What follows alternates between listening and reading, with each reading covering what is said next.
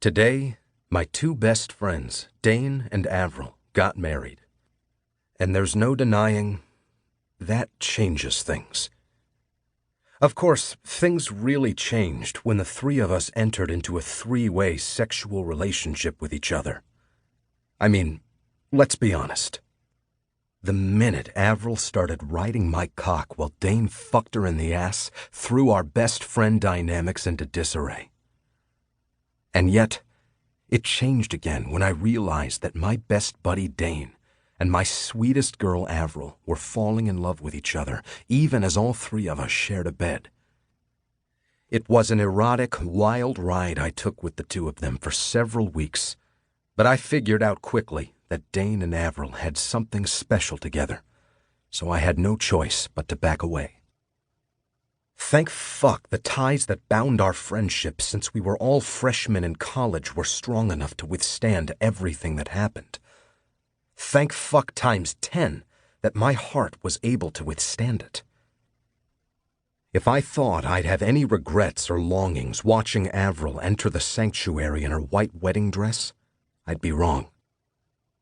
The day was utter perfection from the time her father walked her halfway down the aisle to me, and I then walked her the rest of the way to hand her off to Dane, to the beautiful vows they wrote, and the celebratory reception after.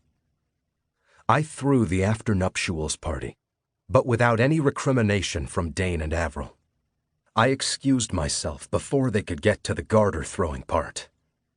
I didn't want that shit getting anywhere near me, because there was one other change that occurred throughout all of this. I'd gone from the man who was a firm believer in true love to someone who didn't think it was in the cards for me. I mean, I was the romantic out of the three of us. I was the one who always dreamed of marriage, kids, and a white picket fence. Dane was strictly into hedonism, and Avril was too practical when it came to love.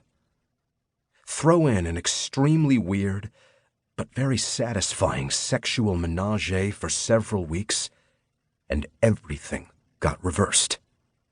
Dane and Avril are now deeply in love in a committed relationship, and I'm now of the belief that true love isn't on my horizon. But that's fine. I have my work, which is important. I have my health. I have money. Loads of it. And when I want to fuck, I now have a membership to the Wicked Horse, the premier sex club in Las Vegas. What more do I truly need? I make my way out of the country club where the reception will be winding down soon.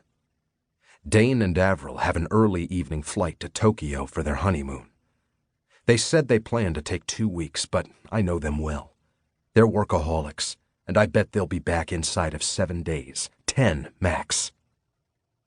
While they're gone, I'll be in charge of Caterva, the multi-billion-dollar biotech company Dane founded after we graduated college, and which Avril and I own a hefty amount of shares in. As the chief scientist, I oversee all research and lab testing facilities in our quest to provide complex disease analysis from a single drop of blood. It's absolutely revolutionary. Some would say miraculous. It's also made us stinking, filthy rich. But that's not what drives the three of us. We do it to change the world. In fact, I can think of nothing else other than going home, getting out of this tuxedo, and diving into some initial test reports of a new imaging cytometer we're developing and hoping to patent soon. Or maybe I'll take a quick run by the Wicked Horse. I haven't fucked in a few weeks, and I'm getting tired of the relationship I've had with my hand.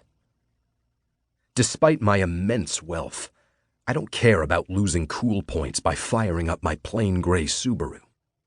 I live in an expensive condo just a few Vegas city blocks from Caterva, so I walk to work every day. I've had this crossover for almost 3 years now, and it barely has 7,000 miles on it. As I make my way out of the burbs toward the city, I'll add another 15 miles to the odometer.